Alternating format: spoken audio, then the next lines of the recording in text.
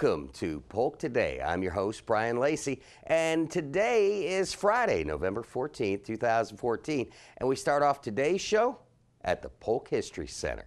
It's the home of the Historical Museum and Genealogical Library.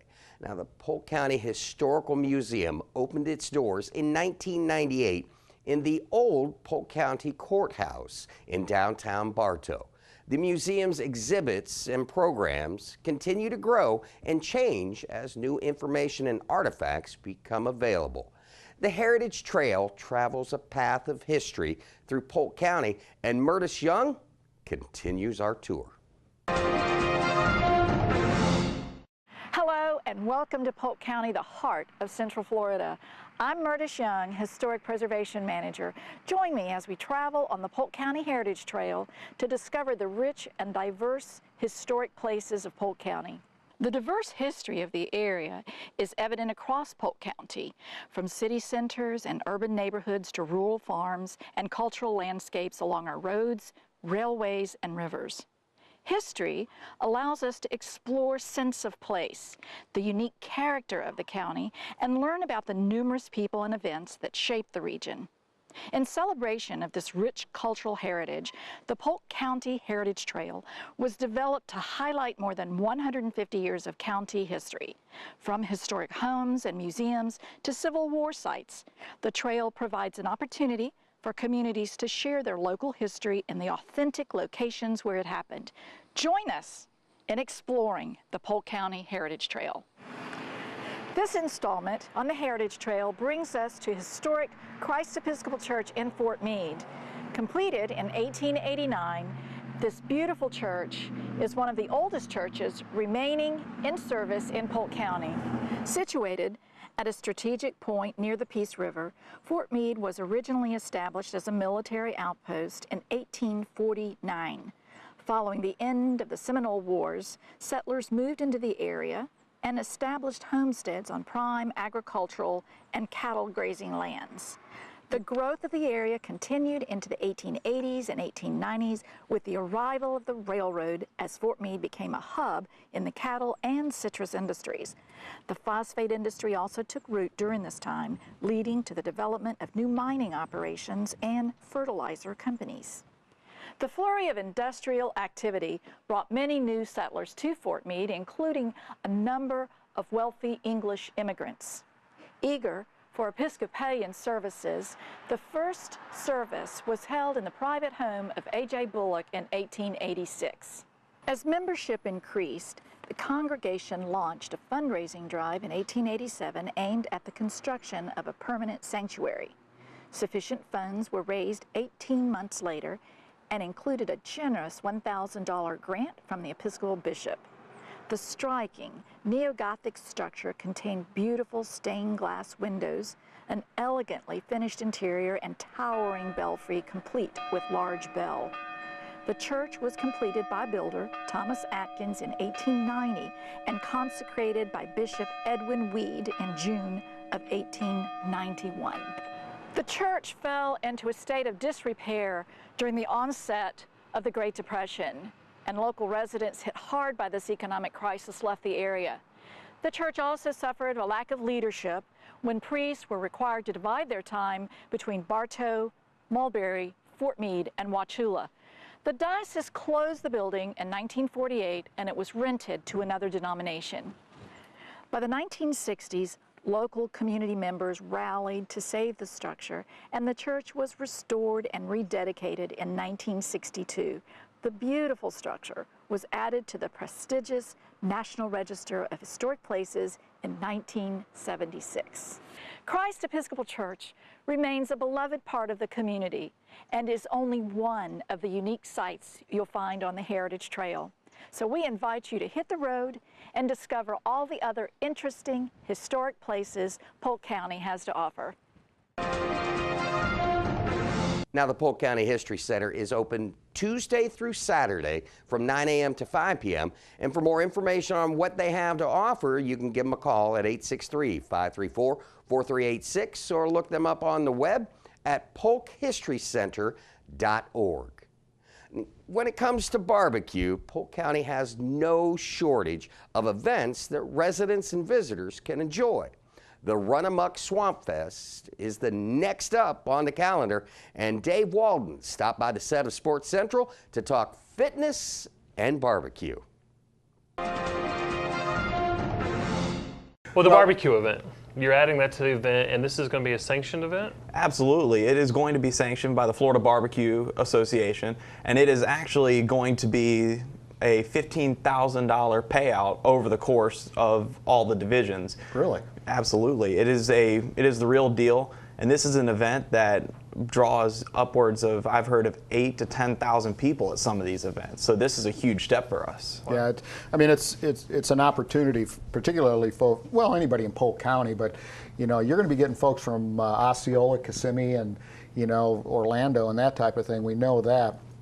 But I want to jump back real quick, no pun intended, on the jump houses, but jump back real quick to the walk run, because right now in the world of running, okay, the running, if you want to call them the running sports, quiet sports, whatever it may be, that walking component is a great way for people to kind of move into the running sports. So eventually you do a 5K and so on and so forth. It's going to be a lot of fun. Mm-hmm. And part of the reason for that is to generate revenue for a nonprofit. Tell us about the proceeds and what happens to those. Well, the proceeds are going to be split between the Florida FFA Foundation and the Farmers Feeding Florida organization. Now, I know you guys are familiar with the FFA, mm-hmm. but you may not be as familiar with Farmers Feeding Florida. Farmers Feeding Florida is an initiative of 14 food banks that work not just with canned foods, but also work directly with farmers to deal with fresh foods as well, mm-hmm. in order to provide a better, well-balanced, fresher diet to those in need. Okay, I think VISTI and some of our other local organizations do distribute those types of products, and I think it's a terrific program because you get fresh vegetables, and and of course it's Florida grown, so it doesn't get any better than that. We certainly all know that, but I just think that those numbers, when you start bringing in the walkers, and there's an opportunity. The point is, there's an opportunity for everybody. You just want to walk 5K, hey, have it. That's the way my wife started. I mean, she's running a 15K in Arizona here coming up in a month. Oh, so wow. I mean, she started that whole walking thing almost for a year. So if you just want to come out and see the area, it's a great opportunity to see Florida's best. Natural environment and in a fun atmosphere where you have barbecue. I mean, I think that probably sums it up as well as anything.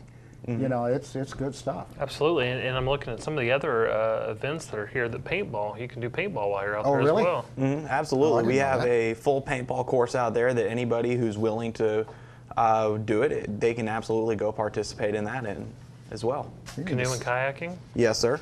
We have everything available that is normally available as an amenity of the Florida FFA Training Center. Okay, so everything's going to be open and yes, sir, that's ready correct. to go. Fantastic. And then Lake Pierce, they have the, I don't want to say it's a burial ground, but it's I guess it sort of is one of the islands out there on Lake Pierce. You can canoe kayak out to that. You can canoe kayak over to Cherry Pocket. Mm-hmm. But if you want to see Florida's real natural environment, mm-hmm. boy, Lake Pierce is tough to beat, real tough to beat. Staying on top of the events here at Polk today includes a look at the weather. For the latest forecast conditions and a look at what's happening in the tropics, we take you to the Emergency Operations Center with EOC Coordinator Billy Abernathy. Good morning to you, Billy. Thanks, Brian. Welcome back, everyone. I'm Bill Abernathy, Polk County Emergency Manager from the Emergency Operations Center, and this is your weather brief for Friday, November 14th, 2014. For today, we can expect partly sunny skies, high of 74, low of 51. Winds will be from the north at 8 to 10 miles per hour. A front's directly overhead of us now, so you'll start noticing the dry air filter in a little bit this afternoon and especially into tonight. We have no rain chances throughout this weekend, so it should be a great weekend with a 40% chance on Monday. But for Saturday, we can expect mostly sunny skies, high of 76, low of 59. Winds will be from the east-northeast at 5 to 9 miles per hour. And for Sunday, we can expect mostly sunny skies also, high of 81, low of 65. Winds will be from the southeast at 5 miles per hour. And now to the allergy reports. Today, today's predominant pollens are at the low end of a medium scale. Today's allergies are composites, grasses, and palms. For Saturday, the pollen levels will fall and to the moderate range due to the rising humidity, but also the weaker winds. And we'll see a stability in the pollen levels through Sunday and into Monday. And now to the tropics. Currently, emergency management's only monitoring that one area. That's that monsoon trough that's meandering out there in the central Atlantic. This system is just residing just above the intertropical convergence zone with strong to moderate convection, but it poses no threat to us as we wind down this 2014 hurricane season. No tropical formation is expected for the next 5 days.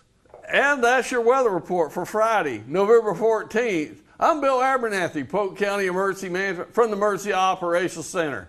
Stay classy, Polk County. Thanks a lot, Billy. That's going to do it for today's show. As a reminder to keep current with programs or progress in the county, you can visit us online at polk-county.net or follow us on Facebook and Twitter, or even check out the Polk County YouTube channel. I invite you to join us on Monday as we get safety tips from Polk County Fire Rescue, get an update from the Inspector General of the Clerk of the Courts, and feature animals up for adoption from SPCA Florida. Until Monday, you make sure you enjoy your weekend, and we'll see you again.